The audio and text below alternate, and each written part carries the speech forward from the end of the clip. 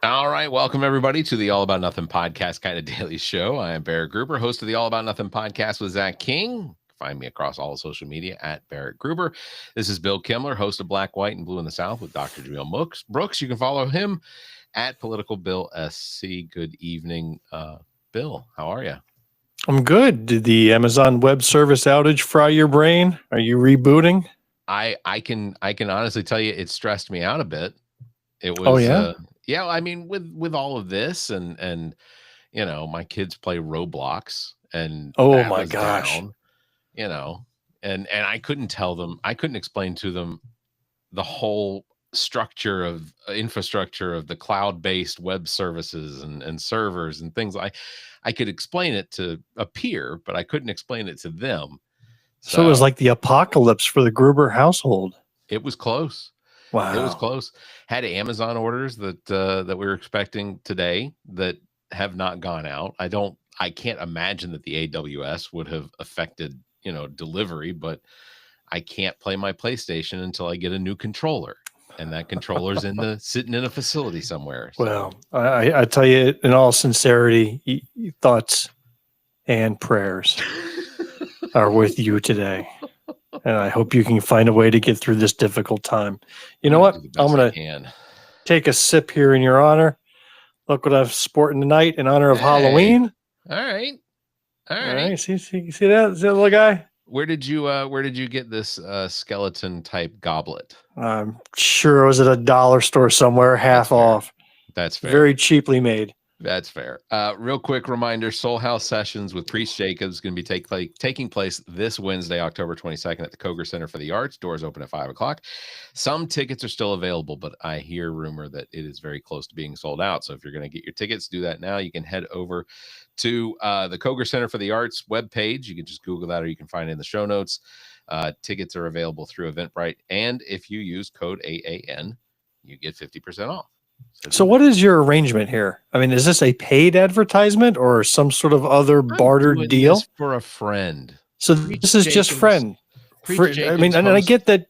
I know friend, and I know he's part of the network. But the way you do this, it sounds like there's a quid pro quo. And I was just curious, doesn't it? Hey, listen, advertisers, you could have this too.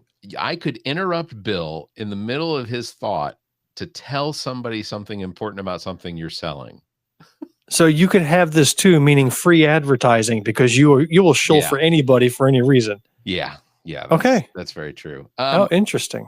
Segue to advertising. I am quite disturbed by the fact that it's not even Halloween yet, but I'm already seeing PayPal ads with Will Ferrell sitting in a bathtub while music in the background plays Deck the Halls. Oh. Why? Does it feel a little early for this? I'm genuinely concerned that we have. I don't watch TV, at least not with advertising, or I have advertising I can quickly fast forward through. That's fair. Speaking of TV, what do you watch nowadays? What is on your watch list this week? So I am oddly into reality television a lot of the time.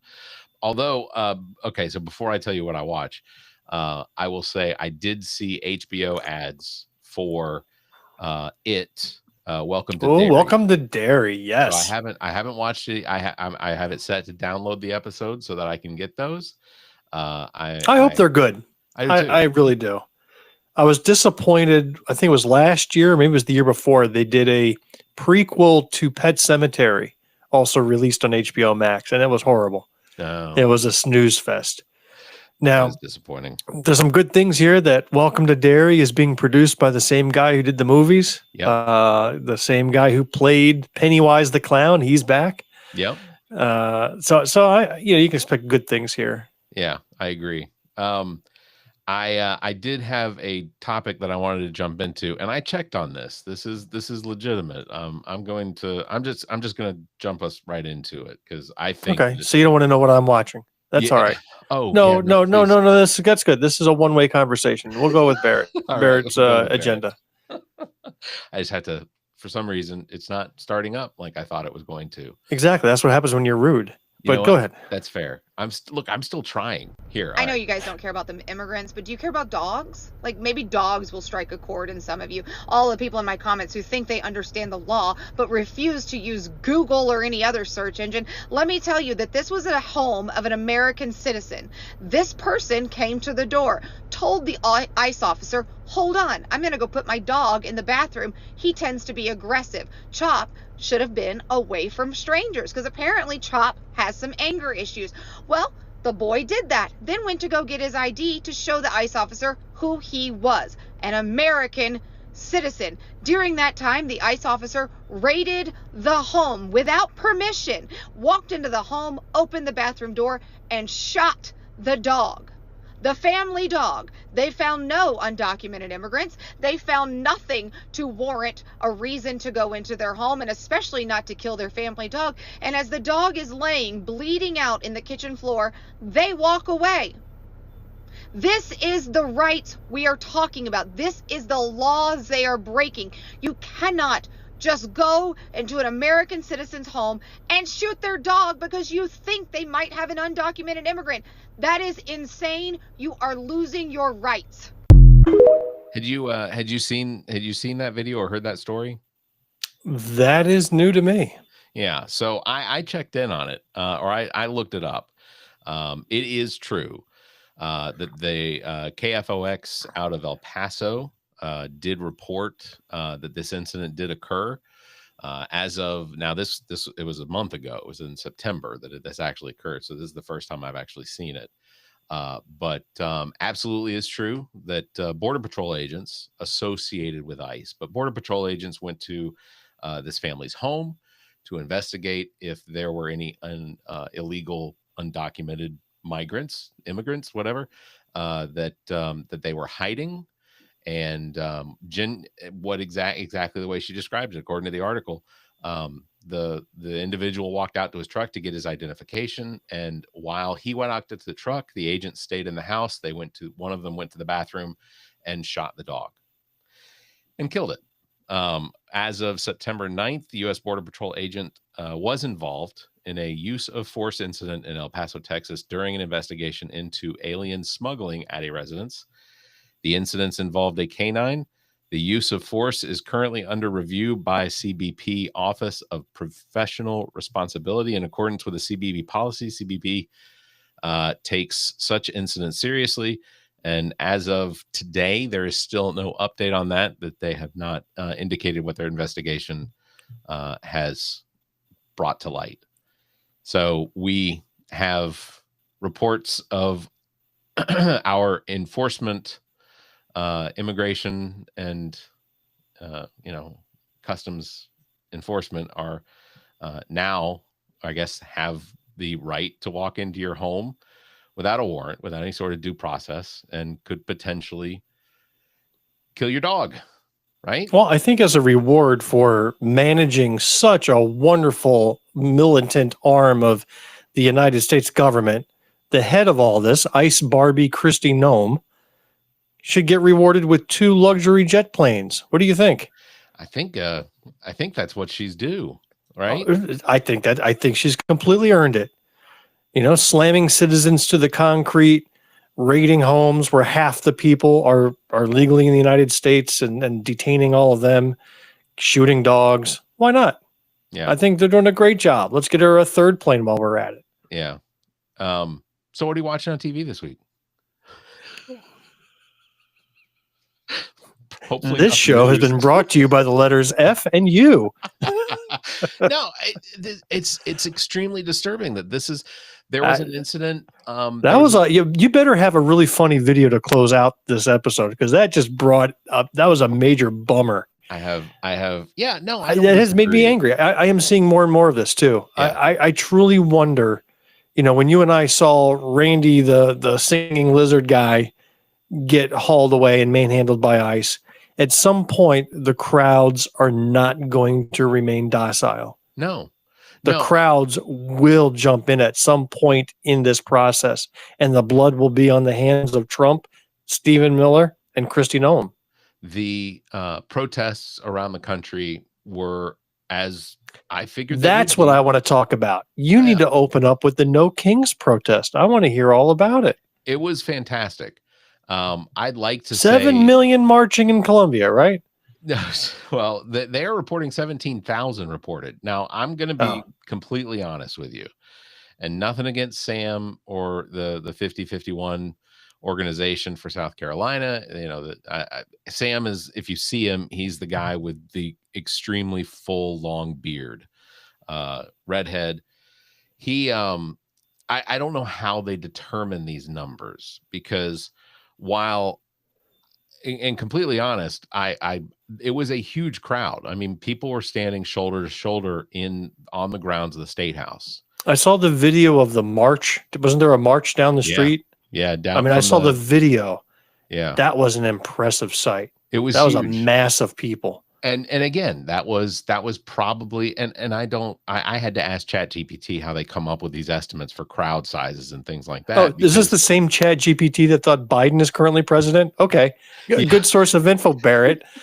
I figured if it wasn't something relative to the date or how far back it had to get its knowledge. No, anything that involves actual facts or numbers, you know. Yeah. Let's go right to ChatGPT. Hey, what did it tell you? I'm using ChatGPT right now at work to help me learn Snowflake. So, you know, this is as a liberal, you do need to know Snowflake. So go ahead. That's right.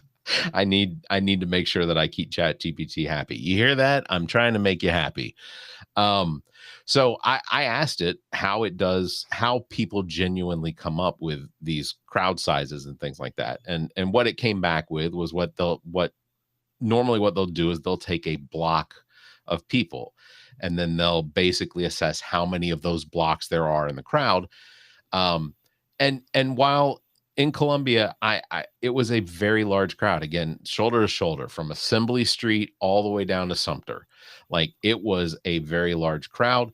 When we marched from the State House to the governor's mansion, again, it looked very impressive as it was walking up Main Street and then down towards the governor's house. Like, it was a very large crowd. And I would say it was probably about a quarter of a mile long, because your boy was running from the front of the crowd, standing as the crowd would pass, and then I'd run all the way to the front of the crowd to get the shot of the crowd passing at different sections and whatnot. I put that video out on YouTube. I'd like to say I'm proud of it, but I don't have any ego on that. But 17,000 feels like a really large number to me, and I'm not saying they're wrong, but I can definitely say that I don't think that crowd would have fit in Segra Park comfortably. Like, and Segra Park holds like 6,000. So I figured there was probably anywhere between 6,000 and maybe 8,000. But 17,000 blows my mind. And I don't know how they draw that number. Is it based on reservations from people that said that they were going to show up? Because, well, I think they were able to get an accurate number because they have the receipts. They should, yeah. Right. Ultimately. So how much were you paid by Soros? What was your cut to show up to this thing? You know, we're just between you and I. You can let me know. All right. I'm going to flash you a number, and it was oh, I see. Yeah. I see. No, that big, huh? Double digits. The number of comments on the videos that I have posted from it so far are so infuriating when they make those statements, because first of all, I don't know how much George Soros is worth, but I got to be honest, I don't think it's enough to pay 7 million people across the country. Like, it just doesn't seem fathomable. If you were to pay me to go to an event, so if I was financially required, if I had signed some agreement, it's going to have to be more than $20 to stand out there. It was of the last 7 days, Saturday was the warmest. It was not a super comfortable day.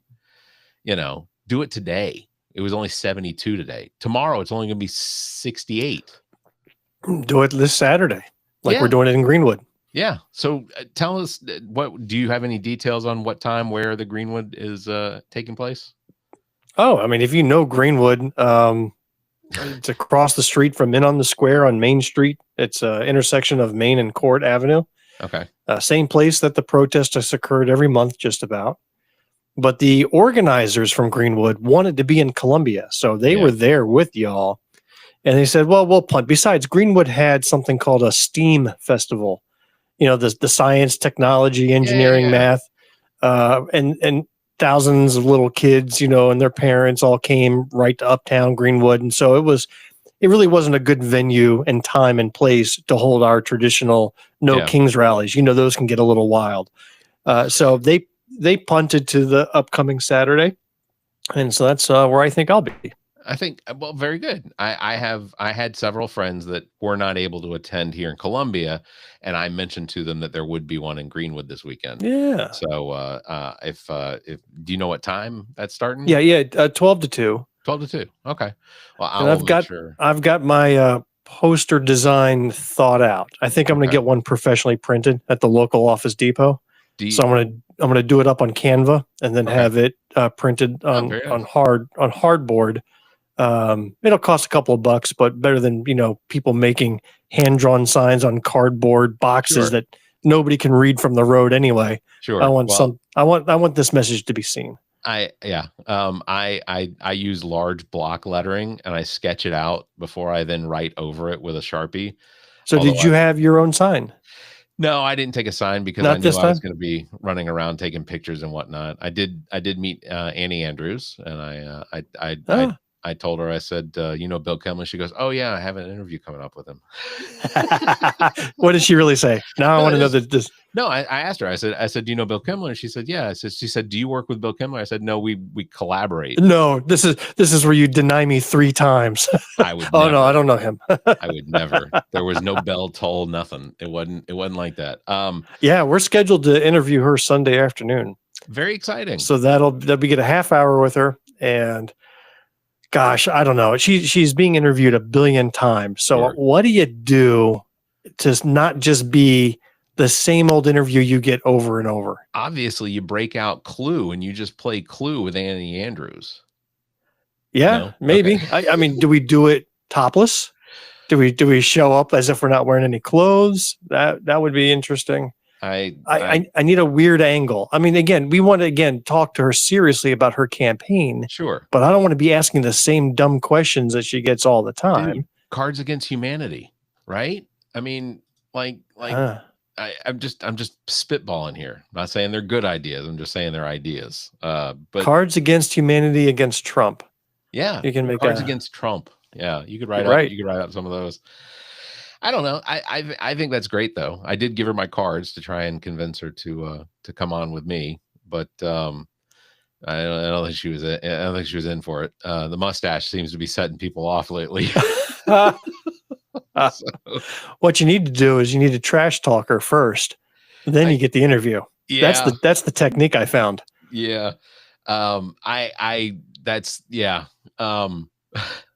we released our episode today, and I got the impression from a few people, they were like, you didn't go very hard on him. Like, it's because I didn't feel like he was a huge MAGA Trump supporter. I think that his book was interesting. He just made a lot of comparisons between the way the media treated Aaron Burr, or the newspapers treated Aaron Burr, which, let's be honest, newspapers back then weren't newspapers. It was somebody would print out they would print multiple pamphlets, and then it would get passed around from person to person, usually at the pub or, where people collected their, groceries or something. But it's not like it was like newspapers.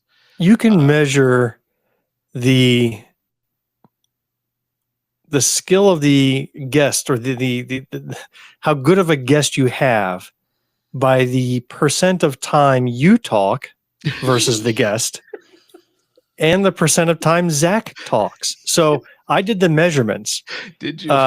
You talked for about 90% of the interview. Yeah. Your guest talked for about 9.9% of the interview, and Zach was hardly there. Yeah. Like Zach couldn't be bothered to say anything. So that, to me, it tells me kind of where this interview went. And I was going to say, this is an example of why you don't read those Gmail, requests of guests trying to invite themselves on your show. But then again, you have the counterfactual with your previous California assemblyman. Yeah. And I think you got that as a fishing expedition, and he was phenomenal. Yeah. He did most of the talking in that episode. Yeah. That was a great interview. This guy, he has he's not a dynamic interview, and you did the best with what you could work with. Well, I will say Mike Gatto is phenomenal, and Yeah, because he is on the West Coast, hopefully, if he can get one of his Mondays or Wednesdays clear for like 6:30 or so, then he said he'd be happy to join us. But you can't have him back soon enough. Oh, yeah, I agree. I mean, you could practically make him a co-host. I mean, I would bow out in favor of him. He was great. He makes honestly, if you turn on OAN, I almost his is Newsmax. If you turn on Newsmax, almost any evening of the week when something has happened, he's almost always on at least for a 10 or 15 minute segment. Like, and he's good. He's the. Well, you lost me at if I turn on Newsmax, because that's not going to happen. I know. What kind of hypothetical weird world are you living in? I know. Did you see that they have started tearing down the I guess the east wing of the White House to start building this $250 million ballroom? The number on the price tag of this ballroom continues to go up. Like, he says he's getting like the funding from sponsors, so it's not even coming out of public funds. Right. Supposedly, right? It's being sponsored by Amazon, sponsored by Meta, things like that.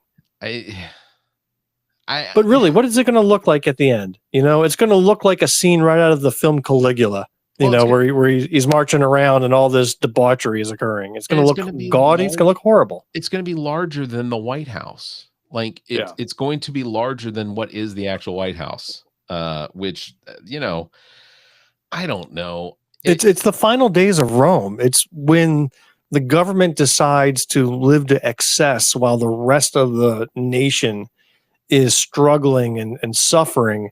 And then you bring the government military down to squash any dissent and rebellion. This is a playbook, my God, that's right out of every historical movie we've ever seen. So off the top of your head, who's our Brutus?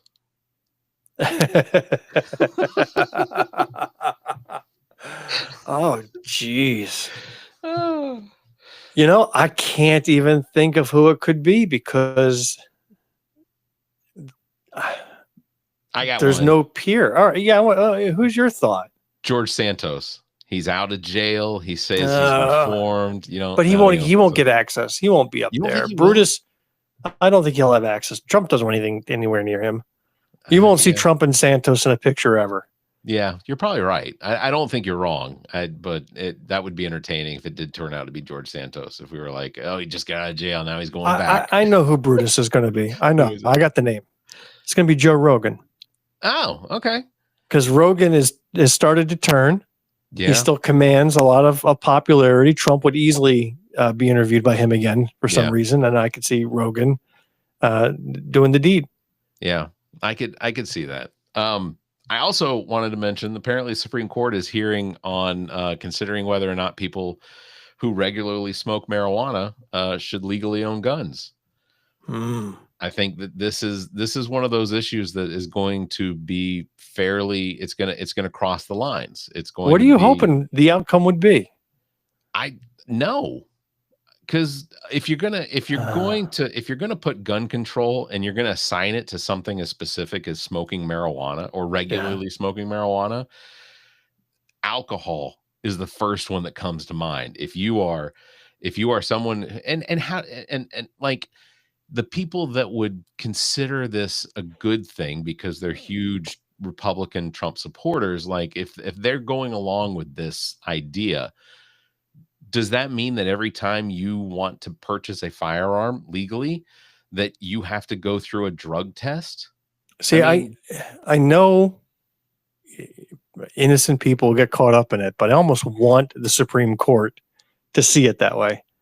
I just for the FAFO factor, right? Yeah. I want the rural white working man, gun-toting, smoking on the weekends guy to feel the consequence of this administration and the Supreme Court justices he put in place. And how does this not turn into creating some sort of a registry of people that now own guns but also potentially smoke marijuana? Like, it's everything that the right fears of what Democrats have been professing. I think what'll happen. I think what'll happen is, let's say that the Supreme Court does judge or rule in that certain way. The red states can just ignore the ruling. We've already found out that you don't have to follow the ruling because there's no enforcement of whatever it is they come up with anyway. Right.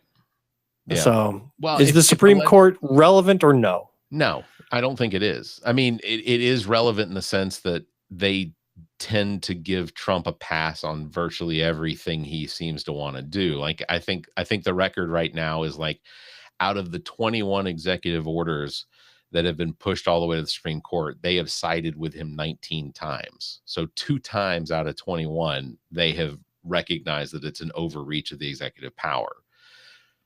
But 19 times they're like, fuck yeah, let's go. Hold my beer. This one is, it's such an oddity, because I can't imagine people in the MAGAverse, first of all, not smoking pot. I can't imagine. Like, I look at some of the people that I know and I'm like, if you're not doing it, you should be, because like maybe it'd calm you down a little bit. I don't know. It's a weird idea. And I don't fully grasp why the Supreme Court is considering it. Apparently, President Donald Trump, his administration, asked the judges to receive a case against a Texas man charged with a felony because he allegedly had a gun in his home and acknowledged being regularly a pot user. And it's like, how does this case make it to the Supreme Court? Like, it doesn't, to me, it doesn't seem like it needs to be on the radar. You were going to appeal that? You had a gun in your house. Were you supposed to have the gun? No. I mean, I take that back. I don't know anything about this individual except that he confirmed he was a regular pot user. But does that? All I know is that the Second Amendment nuts in this area get all bent out of shape over red flag laws. Right. You've been accused of domestic violence, or police have evidence of domestic violence. You lose your rights to arms. They go nuts. Yeah. The NRA specifically puts on the candidate questionnaire, what is your opinion of red flag laws? And they're vehemently opposed to it. So they don't want gun restrictions on anybody for any reason. And yet their president is pushing for a restriction on pot smokers. Yeah. Where are the Second Amendment nuts going bonkers? Where are they? It was just a couple months ago that Trump was talking about taking marijuana off the Schedule 1 narcotics list, which would basically make it legal and available for pharmaceutical companies to start producing marijuana to sell in drugstores. Like, that's the next step. And now they're pushing for a judgment from the Supreme Court on. You would think the Supreme Court would have more important things to weigh in on. Yeah. You know what though? I don't think this particular Supreme Court does. Like, yeah, maybe you're right. I don't think maybe you're right. I don't think they do. We were talking about the ballroom, east wing of the White House is being ripped down by a bulldozer or whatever. The last week Donald Trump came out, which I think it really came as a surprise, because I don't think he was going to talk about it, but a reporter asked him what the thing on his desk was, and to the arc to Trump. So we have a president now who in his lifetime is, he's not dead. We normally build these memorials for, presidents. Well, let's be clear. Are you sure it's a memorial for him, or that's just what the press started calling this thing? I got the impression it was just a decorative piece that he wishes to add to the state, to the nation's capital. I don't think there was like the word Trump on this in any fashion. There was no imagery of Trump.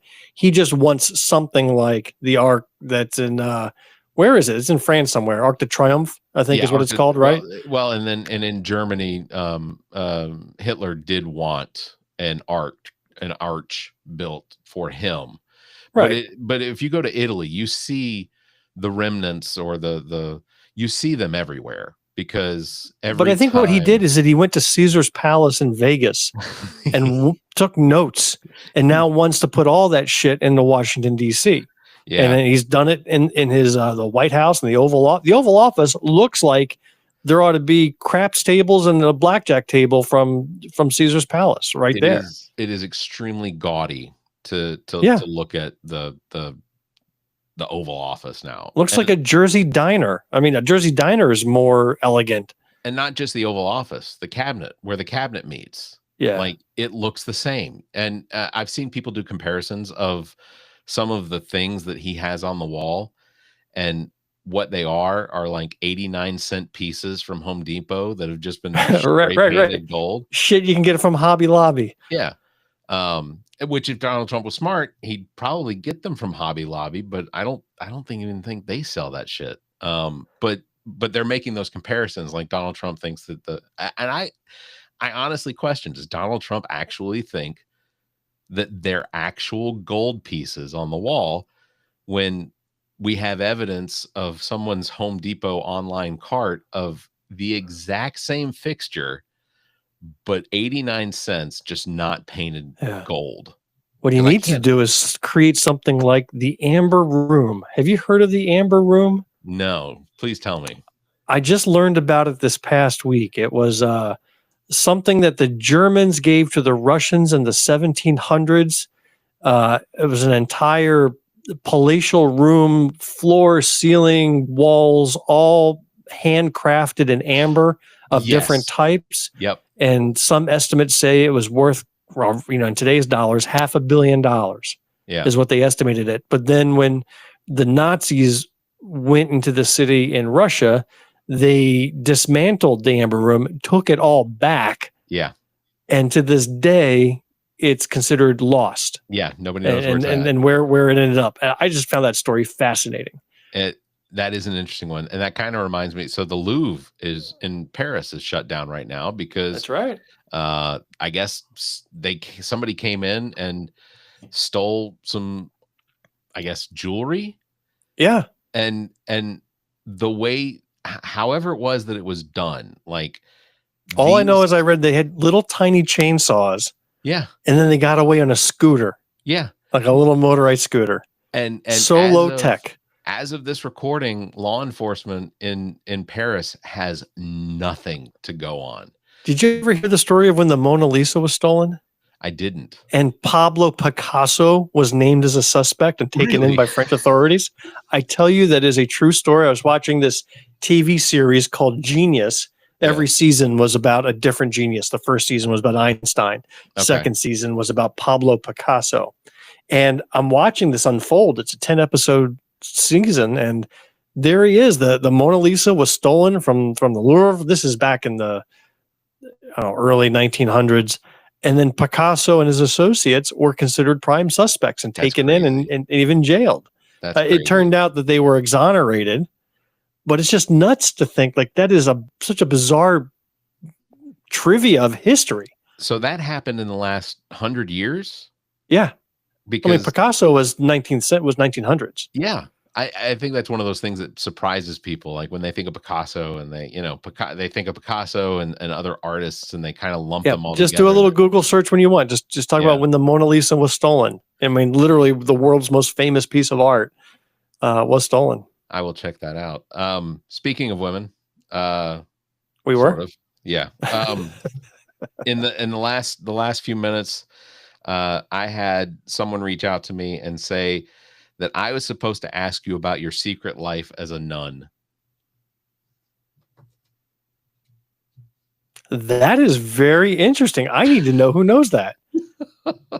I will just tell you that they're blood. Oh, no kidding. So you talked to my daughter. She That's funny. Me.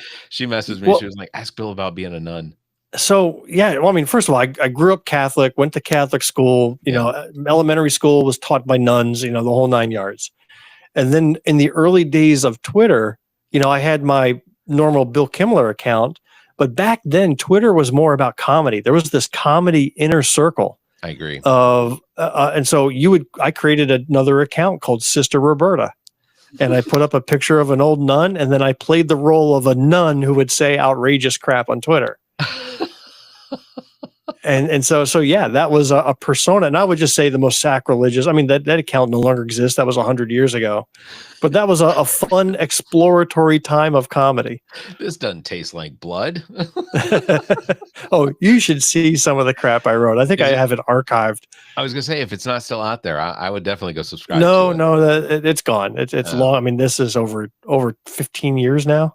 That's crazy. That happened. But yeah, that was funny. That's funny that you're talking to Amanda. That's cool. Yeah. Are you having her on? I suggested when we were still doing the morning show, I was like, it'd be fun just to have you pop in and you not know that she was there. But she said she was going to the New York Comic Con. Yeah. And I would like to hear from her about the New York Comic Con because she goes to real Comic Cons. Yeah. No offense. I get. But I'd like to hear about it and maybe some of if she attended any of the panels or anything like that. Oh, you should see who she's gotten pictures with. I did. I saw Jessica Jones. What's her Jessica or Ritter? I can't remember her first. Ritter. Yeah. I saw that picture. I had, first of all, no idea how short Amanda was compared to Ritter. Well, Amanda's tiny. She's a midge. She didn't get my height gene. She got her mom's. But I had no idea that Ritter was that tall either. I guess she's a superhero, so I guess they have to make them tall. But yeah, I would be intrigued to hear how the New York Comic. Yeah, you should see. She has a collection of celebrity photos that just are unrivaled. It's really impressive. That's very cool. Yeah, I was going to tempt you with pulling up the Trump store just to see what sort of like holiday apparel was available. Apparently, if you order now, you get 10% off your whole order. This is not an ad. I'm not supporting that, but if you want, you could certainly go do that. Just to know that the Trump store now has equal footing with SoulHAUS in the same episode. So the two now have got equal billing. Well done. Preach. I am so sorry. I am so sorry. I didn't even think about that. As well to ZJZ Designs. That's terrible. I'm sorry. Yeah, I guess I don't have a whole lot more to talk about for tonight. But I will just say that the march and the rally this weekend was very impressive. Well, I'm glad you went. I'm happy you were there. The only negative thing for South Carolina that I saw reported was a woman in Myrtle Beach from Surfside who brandished and pointed a pistol at some of the protesters at the Myrtle Beach protest. Oh, I heard that one of the protesters got arrested as well. Oh, really? No, I had. Yeah. She had dressed in a penis costume. Oh. She was escorted away for obscenity, but she was literally dressed as a dick. Freedom of speech, right? I mean, that's an expression. You have to allow that. I'm not saying I want to see it. I'm just saying I think well. I don't know, but I that was the other thing I was going to say was the next hearing for the Senate Bill 323, which is the basically the extremely speaking of giant dicks, giant huge dicks, and I have a list of all of them, their names as well. But the next hearing is November 18th at 2 p.m. at the Gressett Building, room 308. There will not be any public testimony. In this, I think what I read was that they are only going to hear from quote unquote experts. Oh God. Yeah. Which I assume means that those experts are people that they chose, that got their doctorates in health from the Church of Baptist Scientific Christians or Christian Scientists or whatever. All I can say is if you listen to our most recent episode of Black, White, and Blue in the South, we played about 9 clips of public testimony. The last one was fantastic. The last one was so good. You heard some true experts speak. Yeah. Then you heard some absolute scary individuals speak. Yeah. I mean, men who truly wanted women subjugated, they came right out and said it. Yep. That a nation is cursed when women lead. I mean, think about that. And then up on our TikTok page, I have a video of Katrina Shealy throwing paper at one of the speakers. You have to watch that video on our TikTok channel. That was a wild thing I caught. I So when I was in line with people that were going in to try and testify Yeah. at the last hearing, and like the number, I don't know how many opportunity numbers they gave out as far as to allow people to speak, but I knew I was standing in line with people who had number like 52 all the way up to 280, and Right. watching, but I did watch the Katrina Shealy testimony, and the fact that they called time on her when she, as a former senator, I thought that there were certain graces that they got, but I guess Richard Cash, If it was a had nothing. Republican senator that got up to speak, they would have given him, an extra 10 minutes. Yeah. But a former female sister senator, nah. Yeah. All right, man, we got to cut this. Yeah, I'm fading. You're fading. I can tell. Is it the wine? It is. I had a half a Dixie cup of wine. Now I'm knocked out. Well, I will just say that I'm hoping that I get details on this this documentary that's coming out about the sister senators, because I think that'll be really good. So, Bill, thanks for being here. Oh, hey, actually, before we go, road trip opportunity. Oh, Jamil and I are heading to Columbia on Tuesday of next week. Okay. For a very special late afternoon event at the State House grounds. Okay. Do you know what's happening at the State House at 5:30 next Tuesday, the 28th? I don't. That's not even on my radar. We will officially have a new candidate for governor of South Carolina. Oh, I had not seen these details. So someone is making their official announcement. The exploratory committee has come up with and said this is no. I did not create an exploratory committee. It's me. I'm announcing. No, I'm kidding. It's not me. It's Jermaine Johnson. Yes. Yeah, Jermaine Johnson's officially announcing. That's very cool. And he's announced that. So we're heading up there. And if you're free, come join us. I will see if I can work that in. I have bowling that night, so you all are welcome to come over and have some beer and wings at your own purchase through whatever monetary means you prefer. I'll see if Jamil's a bowler. We'll see if we can't squeeze that in. But we're there for Jermaine. That'll be very cool.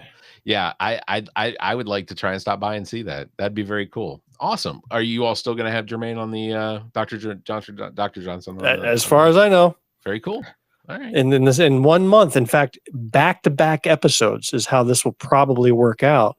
We'll have a U.S. Senate candidate and the gubernatorial candidate from South Carolina. That's exciting. I know we're big shits now, man. I may be too big to even speak to you. We're talking to book authors of books nobody's going to read. We may have to rethink this. I will never deny that you probably should spend your time doing something else than talking to me. Ever. But you know what? Then again, we have not interviewed a presidential candidate, so we have to bow to you. You have pulled that off. Just because their name appears on the ballot doesn't mean they're a presidential candidate. And I only say that in spite of totally recognizing that she and her campaign did not share anything about her being on the episode. So what presidential candidate I hope to interview? You know that guy, Vermin Supreme. You know who I'm talking about? Yeah. He's got a bearded fellow, always wears a boot on his head, and he's the best. I want to interview him someday. I think that'd be a great interview. Well, on that bombshell, we'll wrap it up. Big thanks for everybody tuning in. Don't forget, you can follow me at Bear Gruber and Bill at Political Bill SC. Of course, Bill hosted Black, White, and Blue in the South. Episodes out every other Wednesday. Tune in for that. All About Nothing podcast come out every Monday. So tune in for that. Until next time, you all stay safe, be kind, and keep your hands to yourself.